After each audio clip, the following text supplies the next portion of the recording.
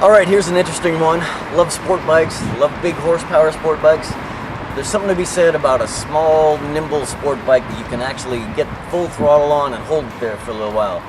Here's KTM's version of that, meets European A2 licensing, which apparently it's got the best power to weight ratio in the class. It's pushing the limits of the A2 licensing.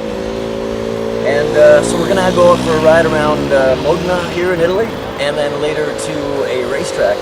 And I'm anxious to see how fun this is on the street and on the track. I'm gonna bet on the tight track we're going to, this nimble little motorcycle is gonna be a blast, and I can't wait to introduce it to some American riders. I think a lot of people are gonna have some fun riding a smaller sport bike rather than being intimidated by a big one.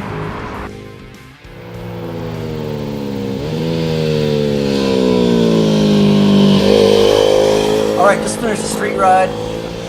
RC390 on the street. You think it's a small bike? There's a lot of fun to be had here.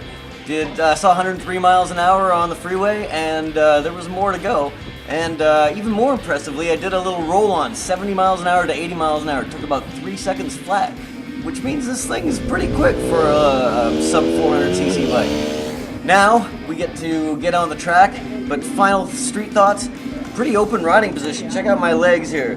And a little bit leaned over further than a CBR 300 or a Ninja. Really compliant suspension for the street. I wish the seat was a little bit more compliant though. A little bit hard on the butt. Nice big wide mirrors, except your arms are bisecting them.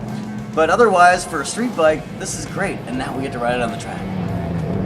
There's an old adage in motorcycling that it's more fun to ride a slow bike fast than a fast bike slow. And that's the case here today with the KTM RC390.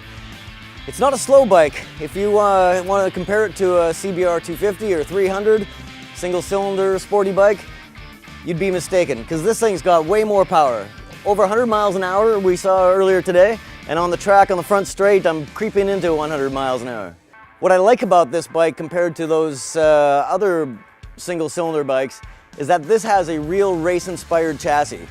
It's got quite a lot of leg room, so that means the pegs are mounted a bit low. So after about 2 laps, I was decking the pegs in every corner, but that's almost a way to prevent yourself from crashing, because you just lean it over until the pegs drag, and then you stop. The bi-brake front brakes on this RC390, they didn't feel so great on the street, but surprisingly, here on the track, they work quite well. There's no evidence of any kind of fade, and you can grab a mittful and be pretty confident that you're going to be slowing down in time. It's got ABS, so that keeps you a little bit safe, especially if the track's sturdy, and you can switch it off if that's how you prefer it. So the big question about the RC390, how much is it going to cost? Nobody's saying yet, but I'm expecting about $6,500, $6,600, which isn't too far away from the lesser powerful bikes in this class. So in the KTM, we've got a very sporty looking bike. This, you ride it by, and this does not look like a budget bike.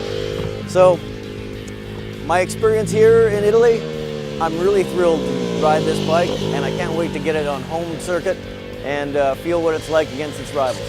So if you're watching this on YouTube, you gotta make sure you navigate over to motorcycle.com, because we'll have the full story right there.